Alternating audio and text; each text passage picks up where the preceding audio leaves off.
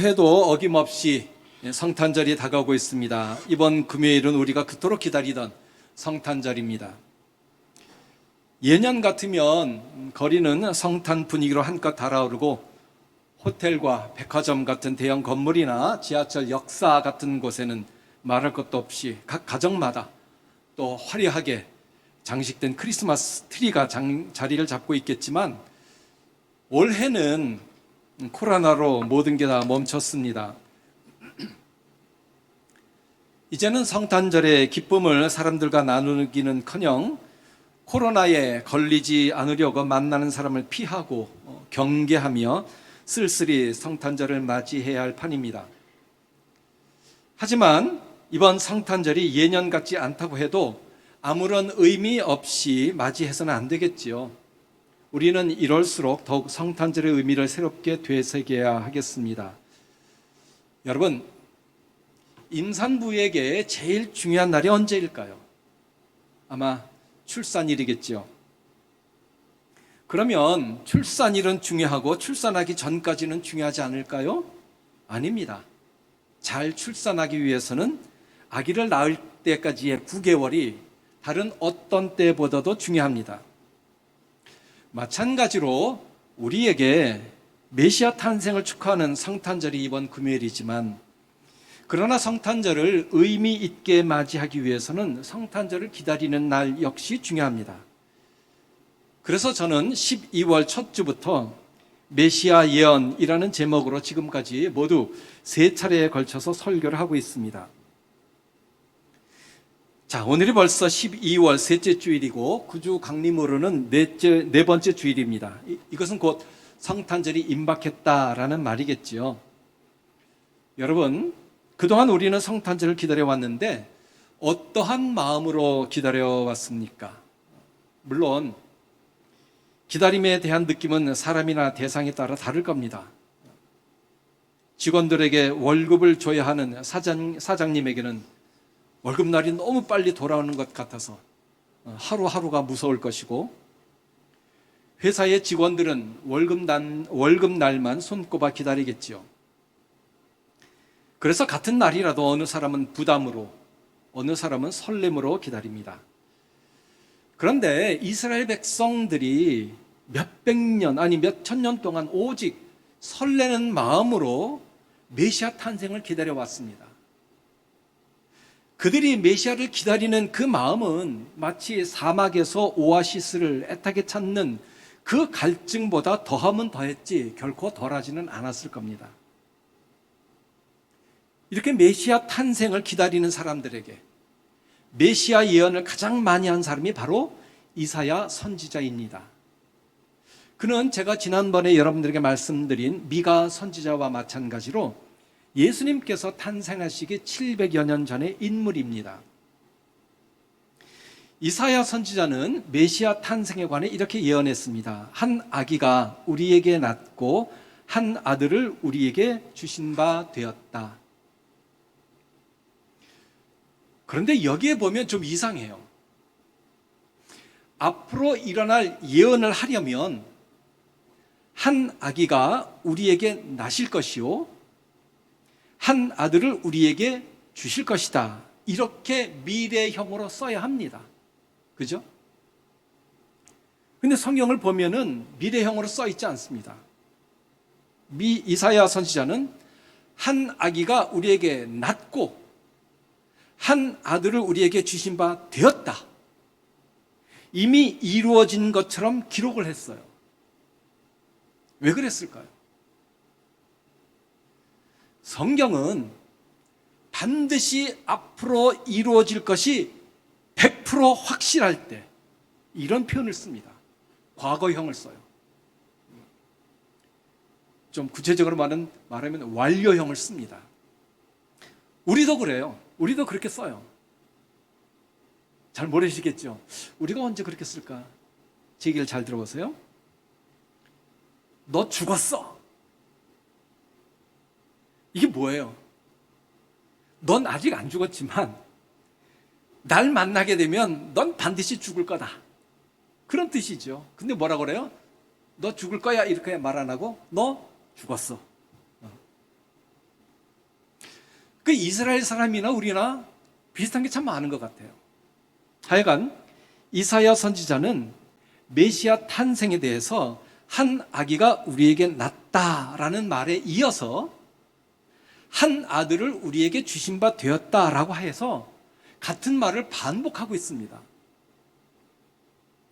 반복한다는 것 역시 어떤 일이 확실할 때에 사용하는 방법입니다. 자, 이 두 문장에는 공통적인 단어가 들어 있습니다. 뭘까요? 찾아보세요. 한 아기가 우리에게 낳으실 것이요 한 아기가 우리에게 낳고 한 아들을 우리에게 주신 바 되었다. 뭐가 공통적으로 쓰였죠? 아기하고 아들은 다르잖아요. 그죠? 좀 보면은 우리에게 이걸 보면 한 아기의 탄생이 아기 자신을 위한 것이 아니라 바로 우리 자신을 위한 것임을 선명하게 보여줘요. 무엇 때문에 아기가 우리에게 주어져야 했을까요? 무엇 때문에? 그건 우리를 다스리기 위해서입니다. 그 성경에 보면은 그의 어깨에는 정사를 메었다라고 되어 있어요. 이 정사를 메었다라는 말은 통치권을 갖고 계시다 그런 말입니다. 통치권이 있다. 그 아이에게 통치권이 있다. 인간은 자기가 자기 스스로를 다스릴 능력이 없어요. 그래서 어떤 때는 내가 나를 다스리지 못해서 엉뚱하고 어리석은 행동을 할 때가 있지요. 과거에 내가 한 일을 돌이켜보면 정말 부끄럽게 짝이 없어요. 특히 어렸을 때 쓴 일기를 보면 더욱 그렇습니다. 여러분 혹시 집에 일기장 있나요? 어렸을 때 썼던 일기장 그거 한번 보세요. 얼굴이 화끈 달아오릅니다. 도대체 내가 그때 무슨 정신으로 이런 짓을 했을까? 생각하면 생각할수록 부끄럽다 못해 내 자신이 화가 나요. 내 자신에 대해서 화가 나요.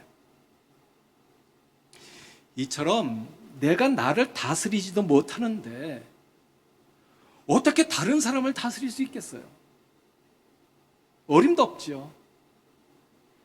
사람을 다스린다는 건 말이 쉽지 실제로는 정말 어려운 겁니다.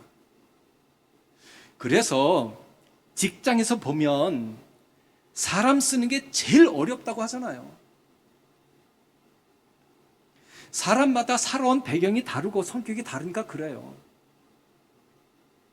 그러면 그 직장에 있는 사람, 그 사람은 나와 피가 섞이지 않았으니까 그렇다고 해도 내 배에서 낳은 자식은 어떨까요? 쉬울까요? 천만의 말씀입니다. 내 자식이라도 내 마음대로 안 돼요. 내 배에서 나온 자식이 나와 전혀 관계가 없는 사람보다 더 어려워요. 내가 나를 다스릴 수도 없고 남은 더더욱 어렵고 심지어 내 자녀도 안 되니 어떡하겠어요? 성경의 표현대로 하자면 우리들은 마치 버릇없는 양과 같아서 마음대로 자기 갈 길을 갑니다.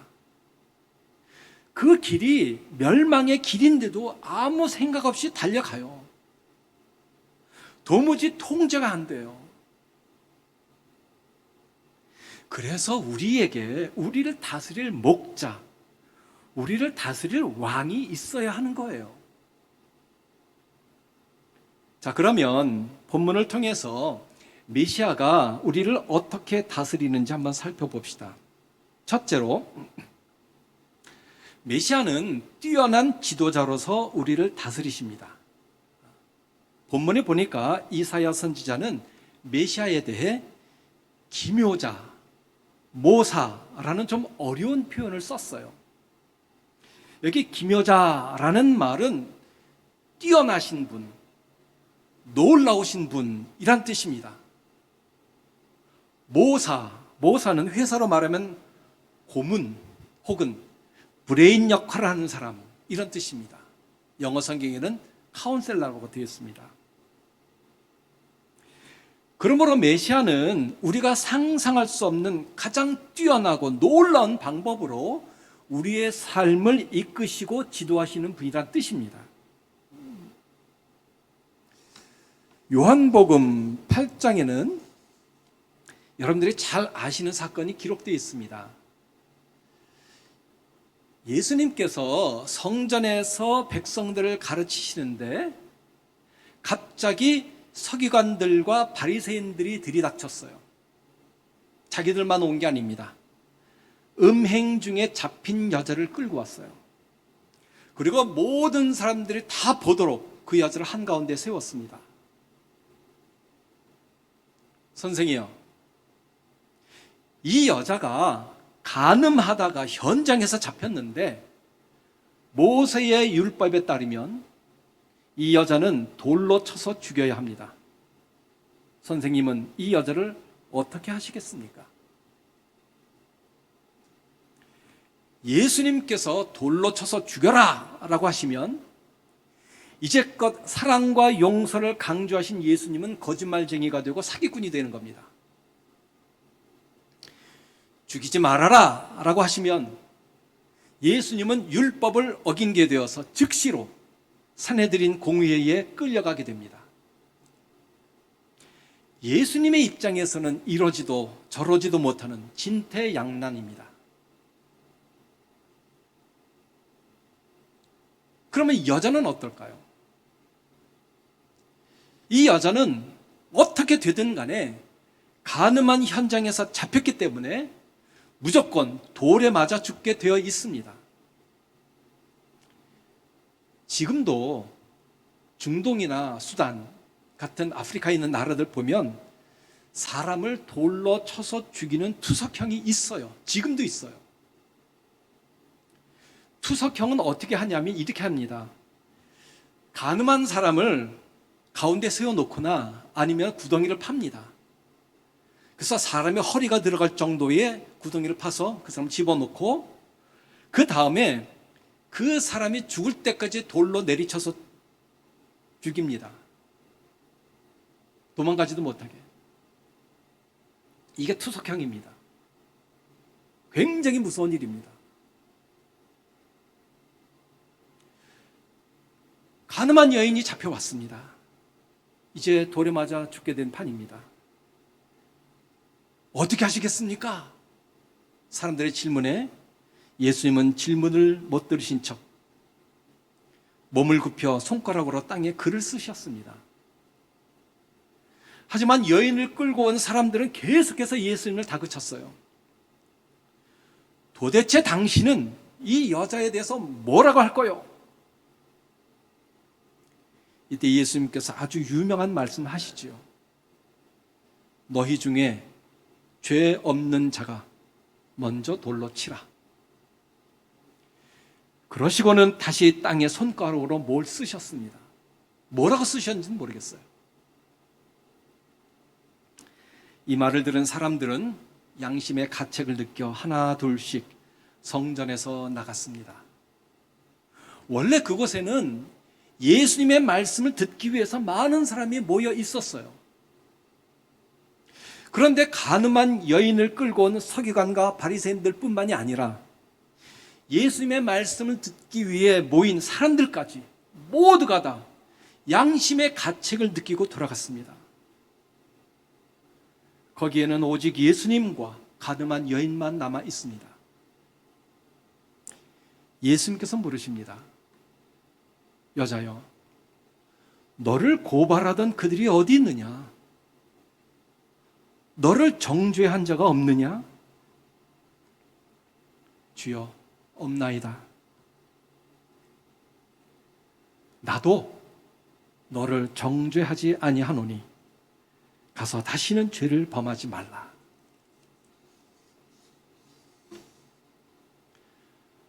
돌을 들어 여인을 죽이려고 했던 사람들은 죄 없는 자가 먼저 돌로 치라 라는 예수님의 말씀을 듣고 생각해 보니 양심이 찔렸어요. 자기 자신은 전혀 죄가 없는 사람이었다고 생각했는데 그게 아니었어요. 자기는 선하다고 생각했는데 자기는 결코 선한 사람이 아님을 그제서야 깨달은 거죠. 또 무조건 죽을 수밖에 없었던 여인은 어떤가요? 예수님 때문에 죽음에서 벗어났습니다. 보세요. 예수님은 정말 어느 누구도 생각하지 못했던 기가 막힌 방법으로 문제를 해결하셨어요. 예수님 때문에 그 사건 현장에 있었던 사람들 뿐만이 아니라 지구상에 있는 모든 사람들이 이 내용을 읽을 때마다 자신이 얼마나 무서운 죄인인지, 그리고 내가 죄의 용서를 받았을 때에 어떻게 새롭게 살아가야 하는지를 이 사건을 통해서 분명하게 알게 되었습니다. 이사야 선지자의 예언대로 예수님은 기묘자와 모사로서 우리를 기가 막힌 방법으로 이 자리까지 인도하셨습니다. 믿습니까? 둘째, 메시아는 전능하신 하나님으로 우리를 다스리십니다. 현대의 과학과 기술을 보면 하루가 다르게 발전하고 있습니다. 요즘 컴퓨터는 못하는 게 없는 것 같아요. 별별 기능이 다 들어가 있습니다. 굳이 사람이 움직일 필요가 없습니다. 나중에는 사람이 생각만 해도 모든 게 움직이게끔 이렇게 만들어진다고 하지요. 컴퓨터가 알아서 다 해줍니다. 지금으로부터 4년 전 2016년 3월에 알파고와 세계 최고의 바둑기사 이세돌이 바둑 대결을 했었죠. 이때 알파고가 5번의 대결에서 이세돌을 4번이나 이겼습니다. 어느 사람이 그러더라고요. 야, 알파고 대단하다. 내 아들도 그 알파 고등학교 좀 보냈으면 좋겠다. 알파고는 고등학교가 아니에요. 근데 진짜 찾아보면 알파고가 있어요. 미국에도 있고 영국에도 하나씩 있습니다. 알파 하이스쿨이라고 있긴 있어요. 근데 알파고는 이거하고는 전혀 다른 거예요. 예. 앞으로 컴퓨터가 어디까지 발달할는지 상상이 안 갑니다. 그럼 자동차는 어때요? 요즘 나오는 자동차는 별별 기능이 다 들어가 있어요. 차선을 넘을 때 경고음이 나오고 운전자가 졸지 못하게 졸음방지 기능도 있습니다. 현대 자동차의 정의선 회장은 날아다니는 자동차를 만들겠다고 했죠. 그런데 여러분, 아무리 컴퓨터가 뛰어나다고 해도 전원이 공급이 안 되면 소용이 없습니다. 전기나 배터리가 없는데 컴퓨터가 어떻게 작동이 되겠어요? 자동차도 마찬가지입니다. 자동차에 연료가 없으면 그건 고철덩어리입니다. 인간이 만든 모든 것에는 이처럼 한계가 있어요. 하지만 예수님에게는 한계가 없습니다. 모든 것이 가능합니다. 마가복음 9장에는 예수님께서 베드로, 야고보, 요한을 데리고 변화산에 올라가셔서 영광스러운 모습으로 변형되신 사건과 귀신 들린 아이를 예수님께서 고쳐주신 사건이 기록되어 있습니다. 예수님께서 변화산에서 내려오셨을 때에 그 산 아래에 남아있던 나머지 제자들, 9명의 제자들이 귀신 들린 아이를 고쳐주질 못했어요. 이 모습을 본 예수님께서 아이를 데려오라고 하시죠. 아이의 아버지가 예수님에게 간청을 합니다. 무엇을 하실 수 있거든 우리를 불쌍히 여기사 도와주옵소서. 당신이 뭘 하실 수 있다면 도와주십시오. 이때 예수님께서 뭐라고 그러세요? 할 수 있거든요. 무슨 말이냐? 그러나 예수님께서 고쳐주셨어요. 그뿐입니까? 예수님은 거친 파도를 잔잔하게 하시고 모든 병자를 고치시고 죽은 자를 살리신 분입니다. 예수님에게는 한계가 없습니다. 정말 이루 말할 수 없는 많은 일을 하셨어요. 그래서 요한복음 21장 마지막 절에 요한이 이렇게 기록을 했어요.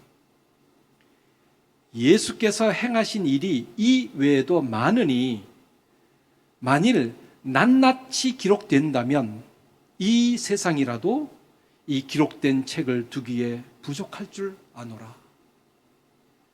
예수님께서 하신 일을 다 기록을 하면 그 책을 둘 데가 없어요. 이 땅이 모자라요. 그럴 정도로 많은 일을 하셨다. 이게 뭐예요? 예수님에게는 한계가 없습니다. 불가능이 없습니다. 그러면 예수님께서 왜 이 땅에 오셔서 이렇게 많은 일을 하셨어요? 전능하신 하나님으로 우리를 다스리기 위해서입니다. 만약에 예수님이 한계가 있다면 우리를 다스릴 수가 없는 거죠. 예수님이 한계가 있다면 아무리 놀라운 일을 우리에게 보여주어도 그분은 전능하신 분이 아닙니다. 그러나 예수님은 모든 걸 다 하셨어요. 죽음에서도 일어나셨어요. 전능하신 분이죠. 그러니 우리를 다스릴 수 있는 분입니다. 여러분, 마술을 보세요. 마술 보면 정말 신기해요. 희한해요. 우리 눈앞에 분명히 돈을 찢었는데 조금 있다 보니까 돈이 멀쩡해요.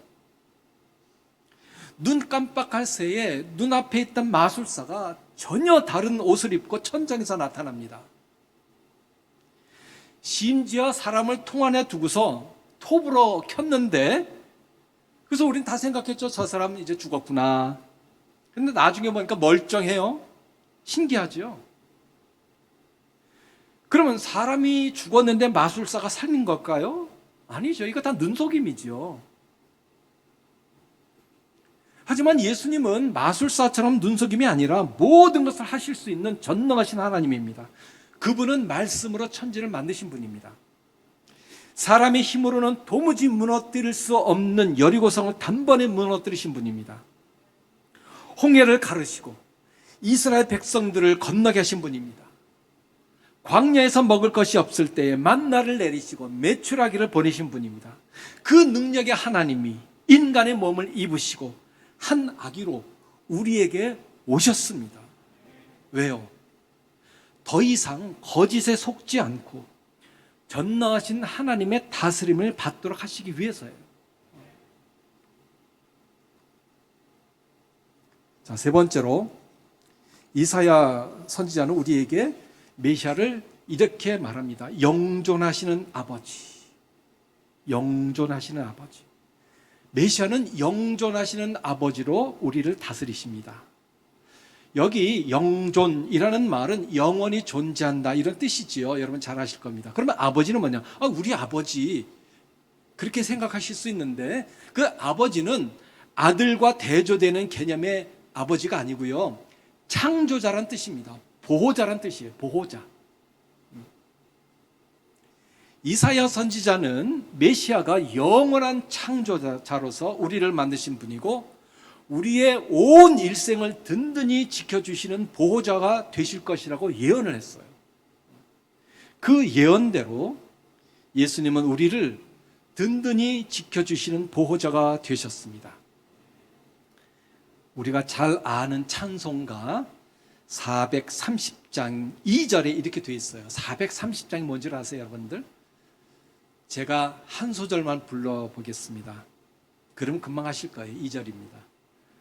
어린아이 같은 우리 미련하고 약하나 주의 손에 이끌리어 생명길로 가겠네. 다 같이 부릅시다. 한 걸음 한 걸음 주 예수와 함께 날마다 날마다 우리 걸어가리. 우리의 보호자가 됐어요. 마태복음 14장에는 예수님께서 물 위를 걸으신 사건이 있지요. 예수님께서 보리빵 5개와 물고기 2마리로 5천 명을 먹이신 이후에 제자들을 먼저 보내셨습니다. 건너편으로 가라. 그리고 예수님은 따라와 기도하러 산에 올라가셨습니다. 제자들이 배를 타고 건너편으로 가려고 하는데 바람이 너무 거세서 도무지 갈 수가 없는 거예요. 바람 때문에 엄청 고생하는 제자들을 보시고 예수님께서 바다 위로 걸어오셨습니다. 이를 본 제자들이 깜짝 놀랐죠. 뭐라고 그랬어요? 귀신이다. 성경에 보면 유령이다 그러고 있어요. 유령이다 그러면 우리 잘 감이 안 와서 제가 바꿨습니다. 귀신이다. 그때 예수님께서 말씀하십니다. 안심해라. 나니 두려워하지 말라. 사람들은 작은 일에도 겁을 먹고 두려워할 때가 있습니다. 그러나 예수님이 계시면 두려울 게 없어요. 왜요? 우리의 영원한 보호자라고 하셨잖아요. 근데 우리의 실생활을 보면 누가 내게 한마디를 하면 그게 그렇게 상처가 돼요. 낙심이 돼요. 어떤 때 절망을 합니다. 특히 의사가 뭐라고 하면 이게 얼마나 두렵고 걱정이 되는지 몰라요. 의사가 예수님보다 더 높은 것 같아요. 그죠? 올해 우리 부부가 건강검진을 했었어요. 저는 먼저 했고 아내는 안 하겠다고 하는데 제가 억지로 시켰습니다. 나중에 누구 고생시키려고 하느냐 해라. 억지로 끌고 갔어요. 좀 그런 분들이 많이 계시더라고요. 왜 안 하려고 하느냐 하니까 무섭대요. 무서운 암에 걸렸다 뭐 이런 얘기 들을까 봐. 그게 무서워서 안 간다는 거예요. 아, 그러면 가야죠. 더 가야죠. 그죠? 미리 알아야 되니까. 아내를 데리고 건강검진을 했는데 이제 근 동네에 큰 병원이 새로 생겼어요. 그래서 거기서 했는데 위 내시경을 마친 의사가 그 위에 뭐가 좀 이상한 게 보인다면서 국립암센터에 가서 검사 받으면 좋겠다고 했어요. 그때부터 아내가 거의 사색이 됐습니다. 말도 얼마나 낮게 하는지 알아들을 수 없을 정도로 말을 해요. 그래서 국립암센터에 예약을 하고 정해진 날에 가서 초음파 내시경을 했습니다. 암센터에서 검사를 다 마친 후 검사 결과가 나올 때까지 약 2주 동안 아내의 얼굴에는 웃음기가 없었습니다. 마치 세상을 다 산 사람처럼 보였습니다. 드디어 검사 결과를 듣는 날이 되어서 암센터에 가서 확인을 했는데 아무것도 없대요. 멀쩡하대요. 그러자 아내의 얼굴이 금세 환해지더니 싱글벙글 하는 거예요. 이야, 의사의 말이 그렇게 힘이 있더라고요. 저는 사실 걱정을 안 했어요. 암이라고 하면 기도하면 되잖아요. 여러분들은 걱정이 되시나 봐요. 저는 걱정 안 했어요. 진짜로 걱정 안 했어요. 기도하면 되니까. 우리의 기도를 들으시고 우리를 지켜주시는 예수님이 계신데 뭐가 걱정이겠어요. 그래서 저는 괜찮다. 걱정하지 마라. 암에 걸려도 괜찮다. 낫는다. 내가 이렇게 대수롭지 않게 말을 했는데 아내는 그게 아니었어요. 저더러 자기 일이 아니라고 그렇게 태어나냐며 한동안 저에게 화를 냈어요. 근데 나중에 최종 검사를 다 결과를 듣고 나서 나오면서 저더러 그래요.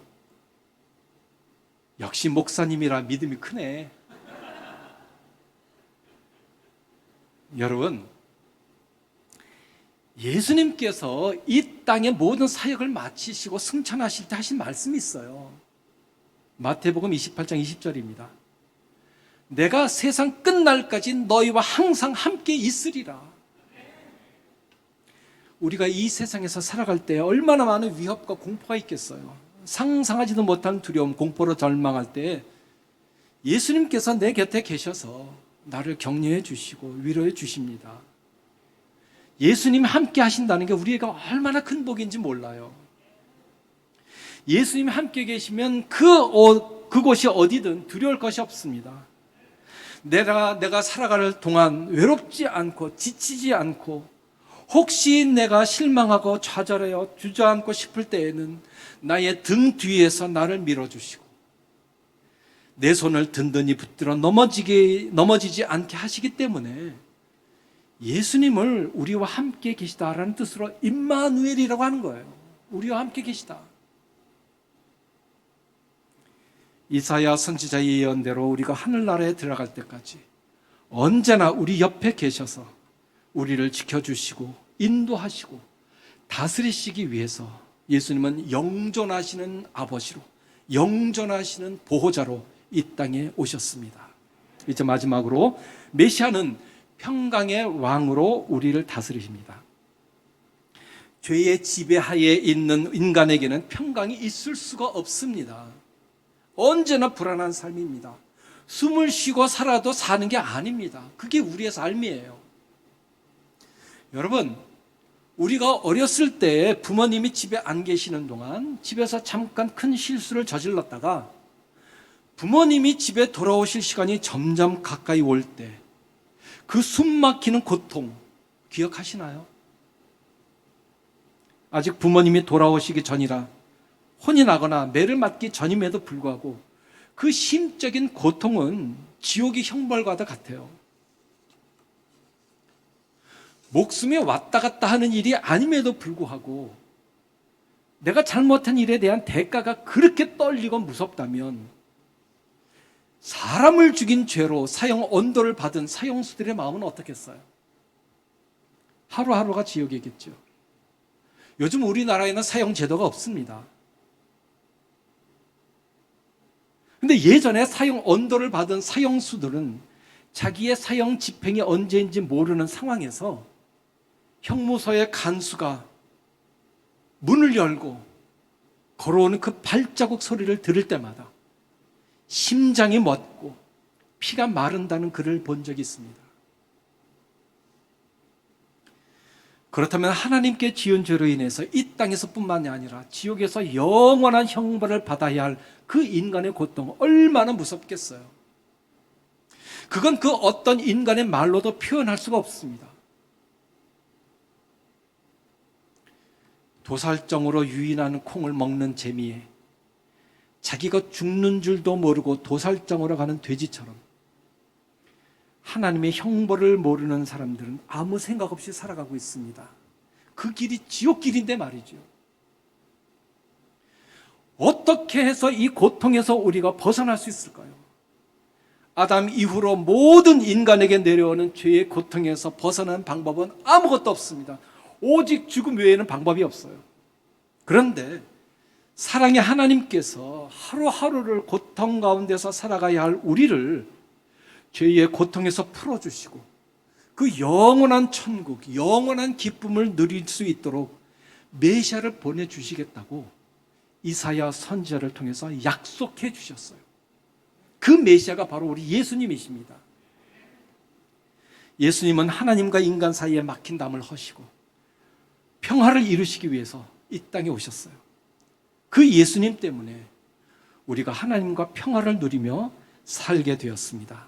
이제 말씀을 마치겠습니다. 사랑하는 여러분, 돈과 쾌락의 즐거움에 빠진 현대인들은 예수님께서 오신 그 위대한 목적을 상실한 지 이미 오래입니다.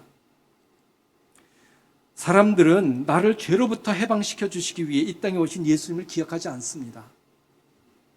그들에게 있어서 성탄절은 단지 한 해를 마감하는 즐거운 행사이며 연인들이 선물을 주고받는 추억의 한 날일 뿐입니다. 하지만 우리에게 다가오는 성탄절은 이사야 선지자가 예언한 것처럼 메시아가 어떤 분인지 분명히 알아야 합니다. 그럴 때 우리는 진정한 성탄의 의미를 알고 예수님을 바로 맞이할 수 있습니다. 메시아로 오신 예수님이 우리를 지도하시는 놀라우신 조언자로, 우리를 도우실 전능하신 하나님으로, 우리 곁에 영원히 계시는 창조자와 보호자로, 그리고 죄의 담을 허시고 진정한 평화가 무엇인지 알게 하신 평화의 왕으로 오셨습니다. 메시아이신 예수님 때문에 죄인에서 하나님의 자녀로 내 인생이 완전히 바뀌었음을 감사하면서 나를 하나님의 자녀로 삼아주신 그 사랑을 마음에 새기고 감사와 감격으로 예수님의 탄생을 맞이하는 우리 모두가 되기를 간절히 바랍니다. 아멘.